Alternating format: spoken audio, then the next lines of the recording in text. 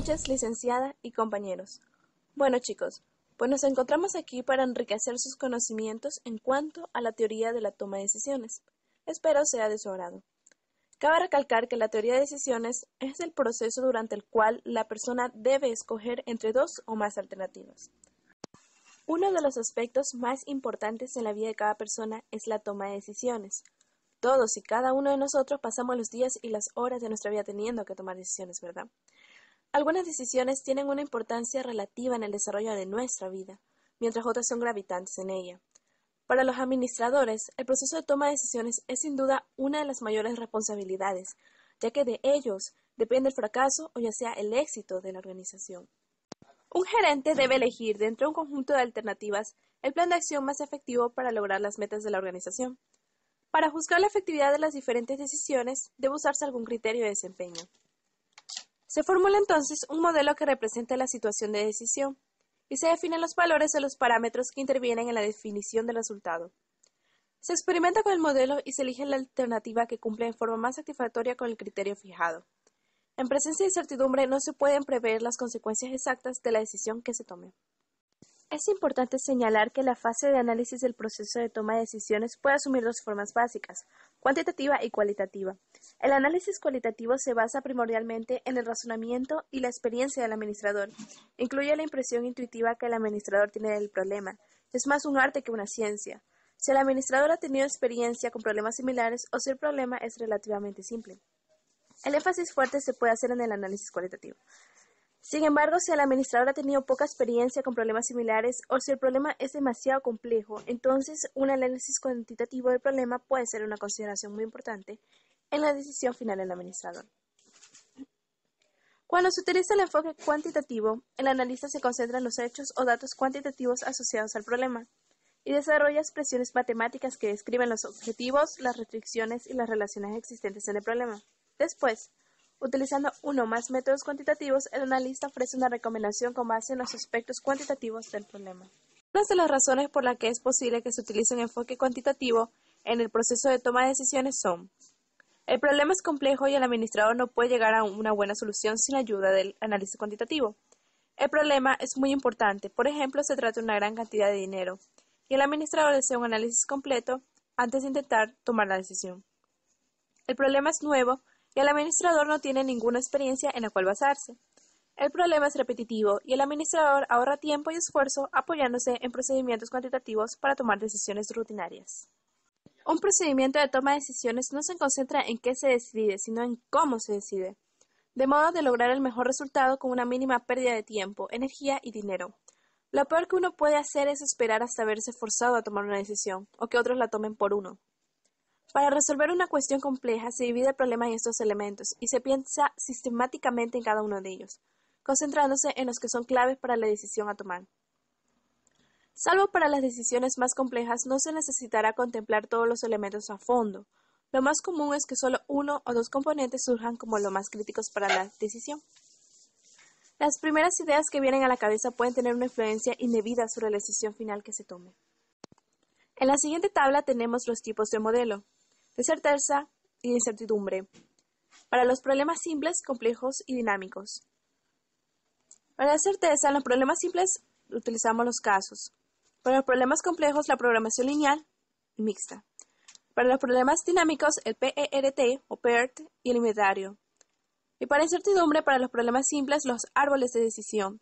Para los problemas complejos, la simulación Monte Carlo. En los problemas dinámicos, la simulación colas-inventario. Dentro de los elementos de un modelo encontramos las variables de decisión, que no son controlables, las variables exógenas, que son controlables, las variables intermedias, las restricciones y las medidas de desempeño. Las variables de decisión se encuentran bajo el control de quien toma la decisión. Las variables exógenas son aquellas que no se tiene control, pero son importantes en el problema. Las variables intermedias son las variables que relacionan las variables de decisión y las variables exógenas con las medidas. Las restricciones son limitaciones impuestas a las variables y su relación entre ellas. Y como último, las medidas de desempeño, que son aquellas que se utiliza como expresión cuantitativa para reflejar una meta. Una aportación importante a saber es que un modelo relaciona en forma lógica todas las variables intervinientes en el problema de decisión. de modo de transformar las variables de decisión en medidas de desempeño, dado un conjunto específico de variables exógenas y restricciones. Ustedes se preguntarán, ¿qué es análisis de decisiones? Pues, los seres humanos tenemos una virtud extraordinaria, tenemos la capacidad de tomar decisiones. Y la base del éxito o fracaso de cualquier proceso que goce de alternativas depende de la calidad de la decisión que se tome. El análisis de decisiones ayuda a los directivos o decisores a alcanzar índices deseados como competitividad, capacidad, eficiencia, rentabilidad, etc. La matriz de pago. Una matriz de decisión o matriz de pago es una tabla formada por renglones y columnas. En los renglones se colocan cada alternativa de decisión y en las columnas los estados de la naturaleza y los pagos, es decir, los resultados, incluidos en el cuerpo de la tabla. ¿Cómo interviene la matriz de pago en la toma de decisiones? Bueno, en una situación donde existe certeza, las personas están razonablemente seguras sobre lo que ocurrirá cuando tomen una decisión. Conocen el objetivo, cuentan con información que se considera confiable y se conocen las relaciones de causa y efecto. Es decir, no hay posibilidad de que suceda algo distinto a lo esperado. Ahora, cuando la decisión se toma bajo riesgo, se produce el riesgo siempre que no somos capaces de diagnosticar con certeza el resultado de alguna alternativa, pero contamos con suficiente información como para prever la probabilidad que tenga para llevarnos a un estado de cosas deseada. La situación típica es el riesgo, es decir, se sabe cuáles son las alternativas, mas no se sabe con certeza cuál se llevará a cabo. Decisión bajo incertidumbre. Por otra parte, en una situación de incertidumbre, las personas solo tienen una base de datos muy deficiente. No saben si estos son o no confiables y tienen mucha inseguridad sobre los posibles cambios que pueda sufrir la situación. Se basan ya sea en su intuición o en su creatividad. Toma de decisiones sin explicitar probabilidades. Resultan apropiados en dos situaciones, en las que el decisor tiene poca confianza en su capacidad para juzgar las probabilidades y cuando se es deseable considerar el análisis del peor caso o del mejor independientemente de su probabilidad de ocurrencia. Ahora veremos el enfoque optimista, el cual tiene tres aspectos. Juzga cada alternativa de decisión en función del mejor pago que pueda ocurrir. Un problema de maximización lleva a elegir la alternativa con el máximo de los resultados máximos. Y un problema de minimización lleva a elegir la alternativa con el mínimo de los resultados mínimos. Ahora veremos el enfoque conservador, que es aquel que evalúa cada alternativa de decisión desde el punto de vista del peor resultado que pueda ocurrir. La alternativa de decisión recomendada es la que brinda el mejor de los peores resultados posibles, es decir, el menos malo. En un problema en el que la medida es la ganancia, el enfoque conservador conduce al tomador de decisiones a elegir la alternativa que maximiza la ganancia mínima posible que podría conseguirse. Para problemas de minimización, el enfoque identifica la alternativa que minimizará el resultado máximo. A continuación, el enfoque minimax de costo de oportunidad. No es un enfoque puramente optimista ni puramente pesimista. La expresión que representa es RJ es igual a BJ menos VIJ, en donde RIJ es el arrepentimiento asociado con la alternativa de decisión de I, y el estado de la naturaleza SJ, que es la magnitud de la diferencia. VJ es el valor del resultado correspondiente a la mejor decisión para el estado de la naturaleza SJ. En problemas de maximización, BJ será el dato más grande en la columna J de la tabla de resultados, mientras que en problemas de minimización, VJ será el dato más pequeño de la columna J de la tabla de resultados. VIJ es el resultado correspondiente a la alternativa de decisión de I y el estado de la naturaleza SJ.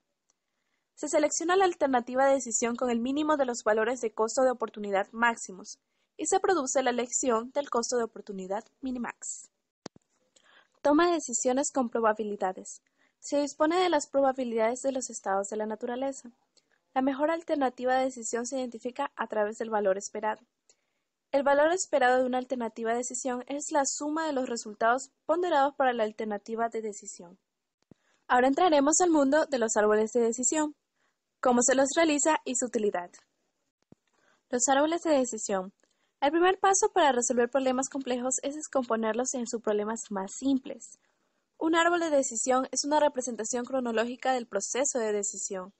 El árbol se construye hacia el futuro, con las ramas saliendo desde los nodos. Los árboles de decisión ilustran la manera en que se pueden desglosar los problemas y la secuencia del proceso de decisión. Dentro de los componentes de los árboles de decisión tenemos los nodos y las ramas. Un nodo principal llamado raíz, que es el punto de partida del árbol de decisión y corresponde al tiempo presente, actual. Un nodo es un punto de unión y una rama es un arco conector y se representan con líneas. Existen dos tipos de nodos, los nodos de decisión, que están representados por cuadros, y los nodos del estado de la naturaleza, o también llamados de incertidumbre, que están representados por círculos.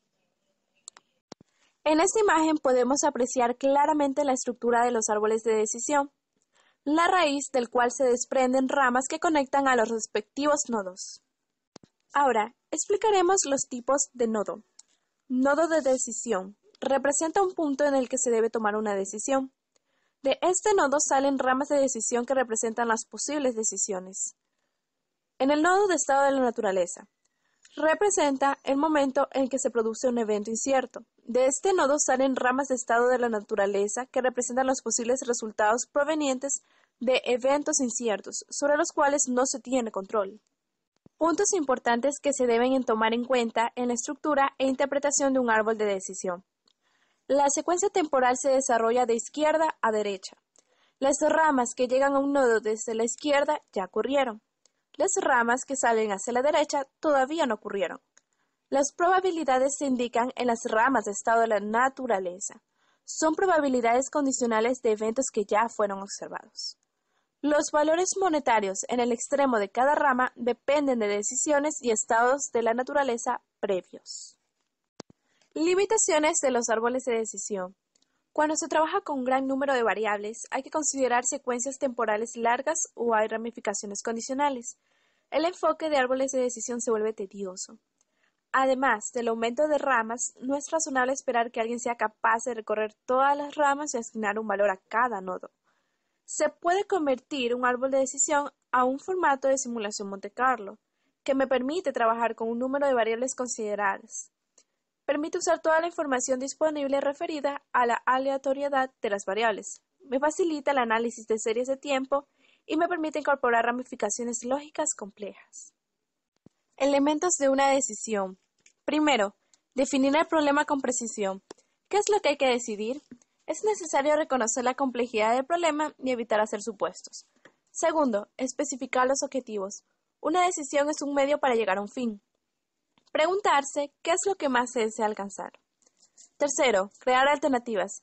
Sin alternativas no hay problemas de decisión. La decisión no puede ser mejor que la mejor alternativa identificada.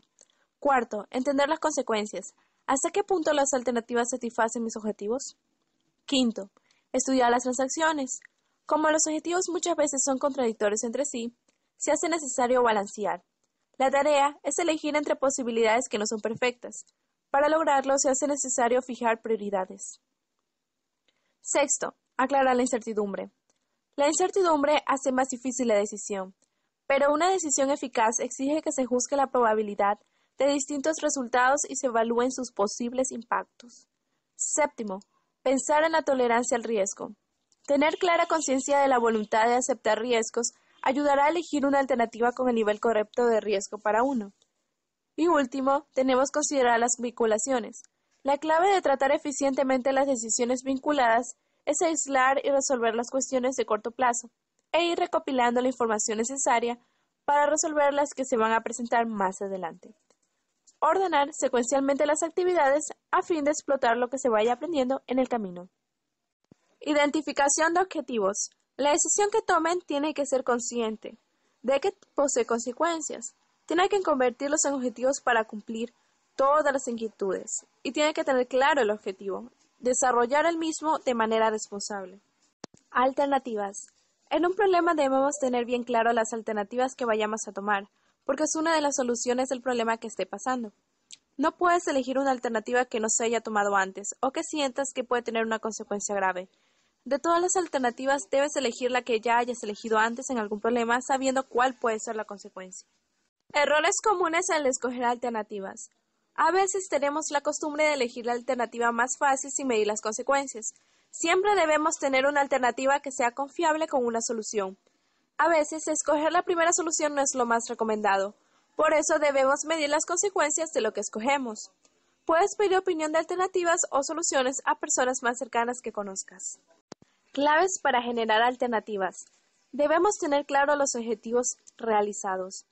Poner un límite a lo que puedas llegar. Tienes que tener un ego alto para poder llegar a algo mejor de lo esperado. Tu fuerza de voluntad cuenta mucho. Si caes, puedes volver a levantarte y ser mejor. Puedes pedir ayuda a los demás que ya tienen experiencias en el problema. Respirar, tener calma cuando algo no sale como esperabas. También puedes crear un test para evaluar en qué has fallado. Adaptar las alternativas al problema. Alternativas de proceso.